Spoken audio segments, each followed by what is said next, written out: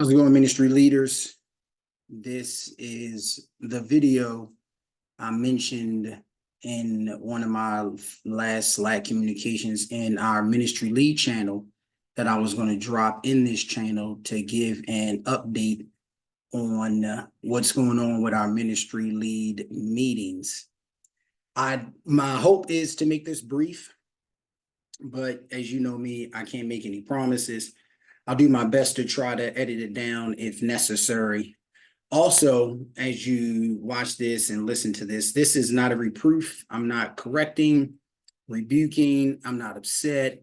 This is informative, right? And pretty much getting us on the same page with where we are and where we're going after this video. Now, I got a little script here and give me an outline of what I need to share in this video to kind of help us track with me as to where we are. So why did I start these meetings? They were a result of the staff layoffs during the financial crisis in 2022. In September of 2022, we went operationally from paid staff-run church to a volunteer-led church. What was staff meetings then now became ministry lead meetings because there was no way I could meet with every ministry leader one-on-one.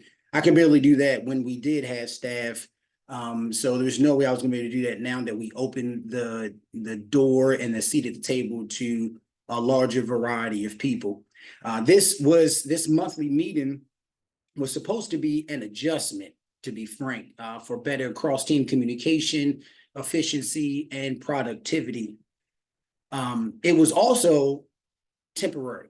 It was never meant to be a long-term plan for how we discuss, decide, so on regarding ministry operations. It was meant to be temporary until the elder team was formed, and then we as co-pastors of the church would each meet with different ministry leaders for planning of their ministry, team reports in their ministry, care of their ministry leaders, and so on, and then any other stuff that might have come up in those one-on-ones, because it's more shepherds to care for the flock rather than everything falling on one person.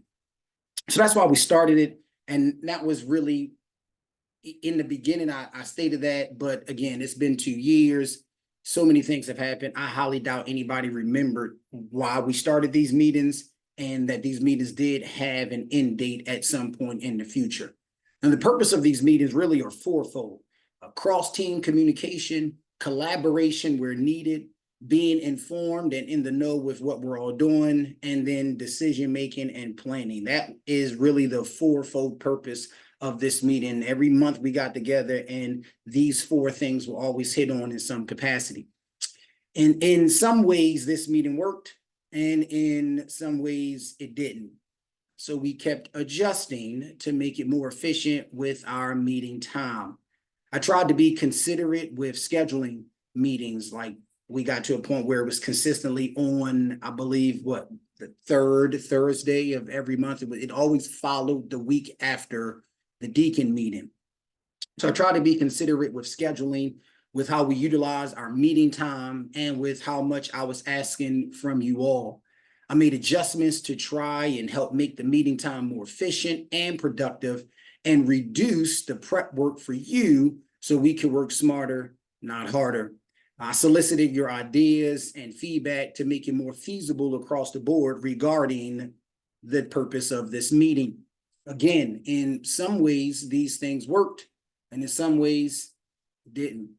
I recently incorporated leadership development. That would have started the December of last year. And it wasn't to add more to your plates, but to get us on the same page, going in the same direction with the same understanding regarding ministry leadership and expectations.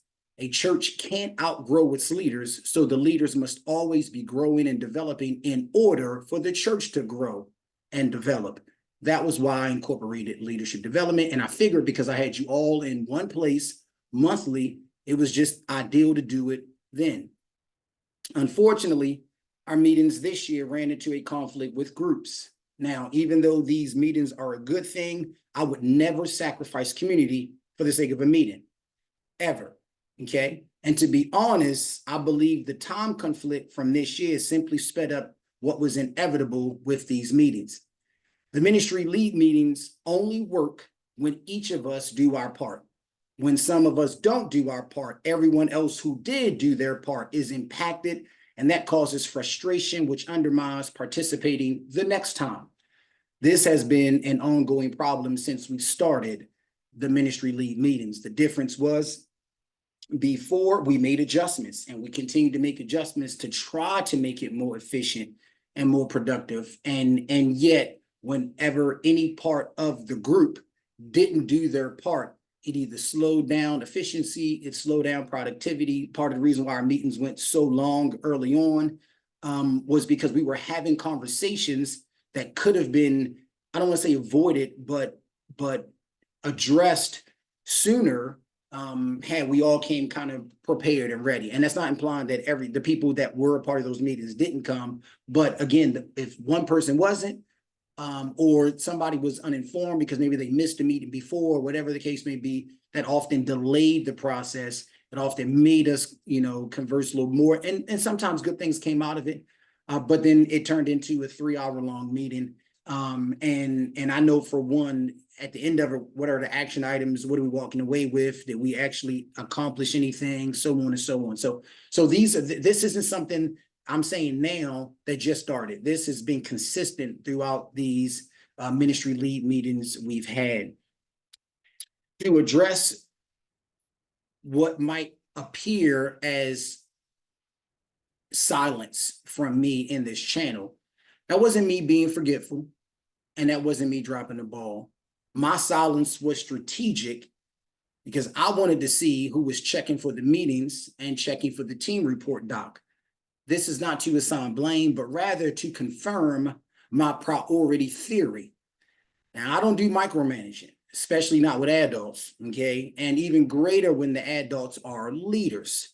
I have extended liberty and autonomy to every ministry leader, which is actually a part of my philosophy of leadership, freedom within structure. Let's build out some kind of a structure and then release you to go and do however God has wired you, and however your ministry is put together without so much restrictions and overbearing presence, etc. That is not my leadership style. And I've tried to operate within that with you all, in this ministry lead meeting, and that doc is an example of that. So if this meeting, the ministry monthly lead meeting, was seen as a priority, then you all would have asked or at least completed the team report doc. But only about a handful of y'all said something in my silence or filled out the report when I put it in there saying, let's just use this going forward. Now, that told me that this is not a priority for the majority. It is an as needed courtesy you extended to me because I'm the pastor saying we all got to get together, or a box check for your particular request. And again, I get it. You're busy with other priorities and other things. You got a job, you got family, you got life stuff, right? And then you're leaders, which means you have ministry responsibilities. Some of y'all are here already 2 times a week, not including Sunday, etc. Your time is limited and valuable, and you only have so much of it to spend in a day. Because I understand this, that's why I never imposed nor expressed a paid staff expectation on our volunteer staff. I have done my best to make adjustments that support your time and workload as volunteers. But remember, I'm in the same boat with Tom too. Ministry might be my job, but I spend far too much time doing ministry tasks that have very little to do with pastoring and nothing to do with what I actually enjoy doing. So I, like you, also don't have time to waste. These meetings were for ministry operations. I made time for these meetings. Every adjustment to try and make the meeting more efficient, I made time for that adjustment. Even the addition of leadership development, I made time to prepare for that and time to incorporate it in the meeting. but I actually enjoyed doing the leadership development part. I knew it would serve y'all, and I knew it would eventually serve the church. So when only a few asked about the meeting and only a few completed the team report doc, that means it's not a priority to the majority, and it's time to bring it to an end. So that's where we are. So what does this look like going forward?